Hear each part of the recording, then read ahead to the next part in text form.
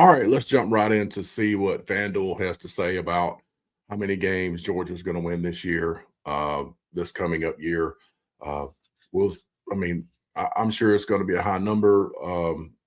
Georgia has, to me, the past couple of years has overperformed with the talent that they have, and a lot of people don't realize that Georgia last year specifically was very, very young, like very young, especially with the injuries on the offensive line, with freshmen having to come in and take places.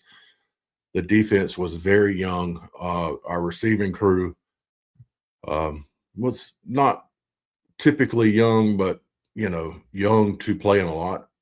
So let's get right into the let's get right into it and see what it has to say.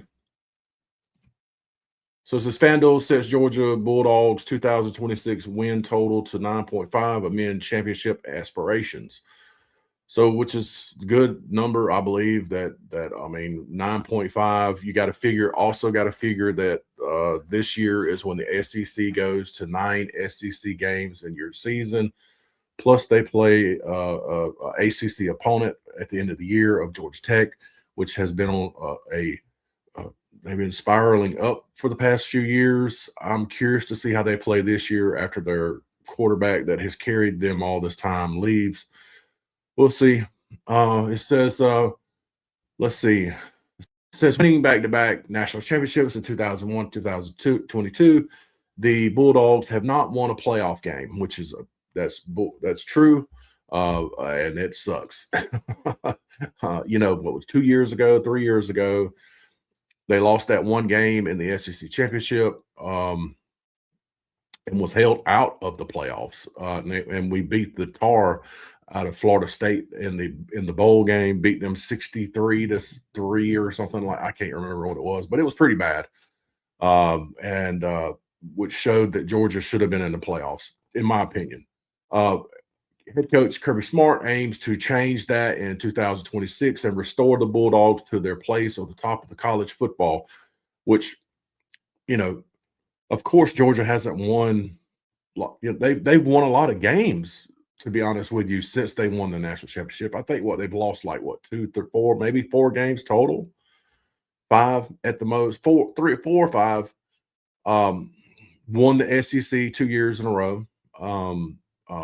It's just one of those things. I mean, winning the national championship is not easy, and that's why out of all the teams, only one team wins it, and it can't be Georgia every year. So it's good that Georgia's there every year, and they have an opportunity every year. So it says right here, the Bulldogs are set to gain a significant advantage this upcoming season with 14 returning starters, which is not something we've had in a few years. Ties for second most in the country, just behind USC Trojans, who have 15. One of the key returners is quarterback Gunnar Stockton, who passed for 2,894 yards through 24 touchdowns and 5 interceptions, which is a good thing that Gunnar Stockton is coming back. I think that Gunnar Stockton will probably put up more numbers this year than he did last year. More comfortable, has a whole year under his belt. I truthfully believe Gunner's going to play better, but the returning starters is a big thing because we didn't have that last year, and we won. How many games did we lose last year? 2 games, I think 2 games. Yeah, I can't remember. Whatever, we lost a couple of games, and we didn't have all the returning starters. We didn't have that. Of course, we're losing a lot in the draft, but we got some serious talent in the positions that are leaving. So I'm hoping that it turns out. I mean, 9.5 wins and a 9 team season. 9. So you got to think about too. You play 9 during the regular season. If you make it to the SEC championship, you're playing 10. And just like we did this last year, we could possibly play another one. That's 11 SEC teams that we could end up playing, which is a hard thing to do. It says for Georgia, 2026 is a less about potential and more about results. The standard inside the program hasn't changed, but the narrative around it has. This is now a team trying to prove it can finish, not just contend. It's amazing how that line is put in there. In the last 5 years, Georgia has won 2 national championships, missed a playoff, and made it to the playoffs twice. I think we've finished. I think we've done pretty good. Let's see. The path forward will likely come down to how Georgia handles the biggest moments, close games, playoffs, execution, and in-game adjustments have been the difference between deep runs and early exits. That's true. I have to agree with that. Those are the margins that separate contenders from champions, and the area they are the areas where this team must evolve.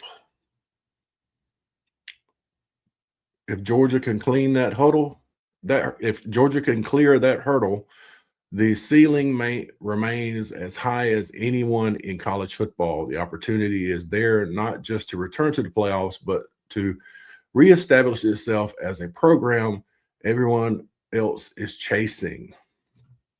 So there's that article was put out there. Well, FanDuel has got Georgia at 9.5. I don't think Georgia's going anywhere. I'm a Georgia fan. Of course, you can see behind me, I've got the championship stuff on the wall. I think Georgia has just fallen short a couple of years. They're still in contention every year.